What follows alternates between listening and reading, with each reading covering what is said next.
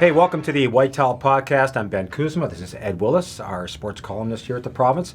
We're going to take a look at a lot of things, and we'd be remiss if we didn't look back at what occurred the other night and what it means today. Ed, what did you make of a 9-2 thumping that the Canucks absorbed in Tampa to open a 5-game Yes, trip? I think a sobering moment for our potential juggernaut, don't you think?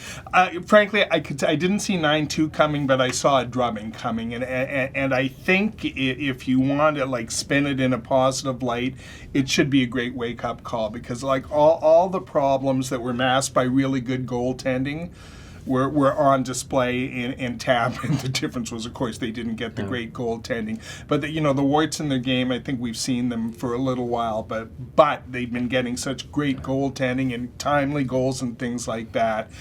Maybe gave a little false sense of where the team is now. What do you think? Yeah, I think the worst thing would have been an empty goal 4-2 loss. Yeah. I think, they say winning solves everything. I mean, you never critique a win. And let's be honest, that 7-game win streak, there were a few in there where if it wasn't for Markstrom, they don't get the W. So unfortunately, I did like the fact they got slapped around a bit. It reminded me of the game in Pittsburgh in late November. They had a 6-3 lead midway through the third period, and Malkin decided to decide the outcome, and next thing you know, it's an 8-6 loss.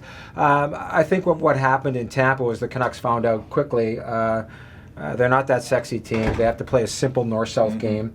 They have to, you talk about getting pucks in, turnovers. It doesn't make for great copy, but it's the way they need to play. You get in a track meet with that team, and you get that end result. I think it was a culmination, like you said. I've been seeing games where there's been no back pressure, wider gaps than pick somebody with a bad tooth gap. And goaltending kept him in. I just think maybe exposed a little bit on the back end. I just think it's one of those nights where, and Travis Green, to his credit, basically said, bad game.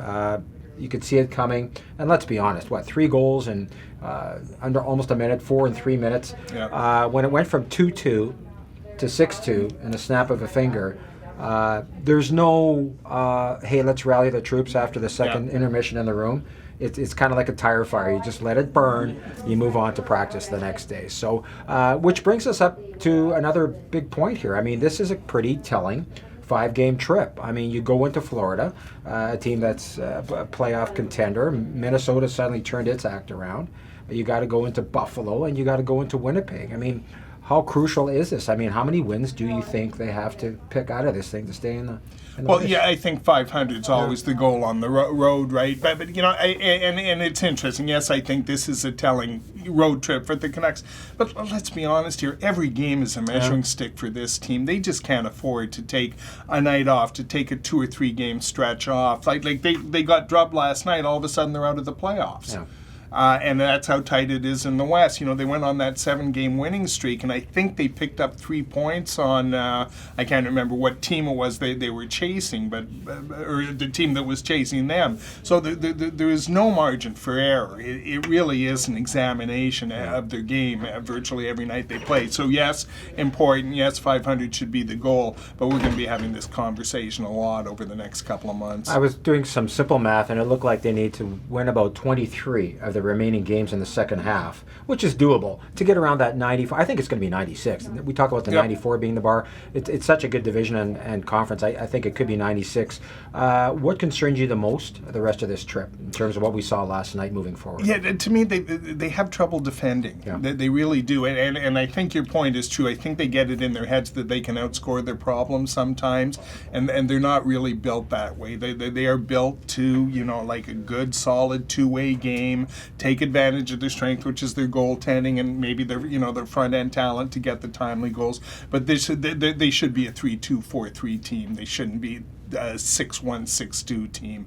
And again, that should have been the lesson they learned in Tampa Bay. We'll see if it sticks. Yeah, 2 things. I mean, they still struggle to score at even strength. I mean, unless Louis putting one off somebody's foot.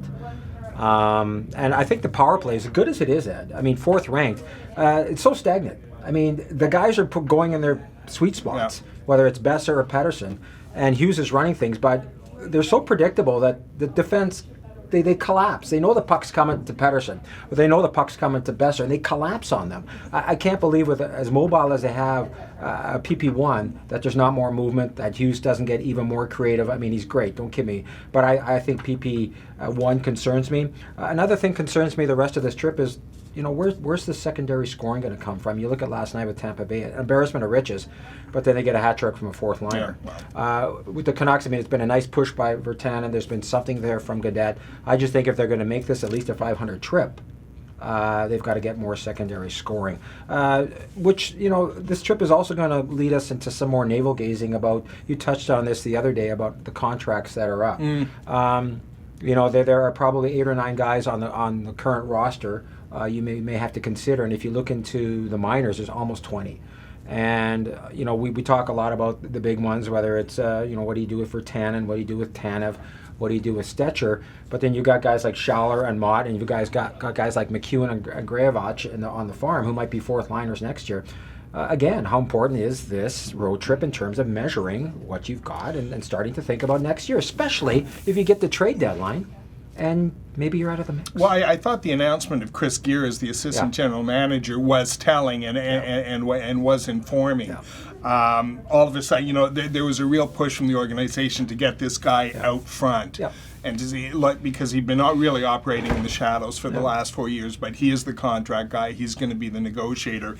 His plate is the plate on which all of this falls. So really critical time in the evolution of the organization. Some reason to be positive, yes, with the draft picks and everything, but they've got some hard decisions coming I like up. what they did there with Gear too. Just to wrap up here, I mean, any organization play to your strengths. I mean, let's be honest. The big capologist is in Toronto right now from another movie, Mr. Gilman, and this is job one.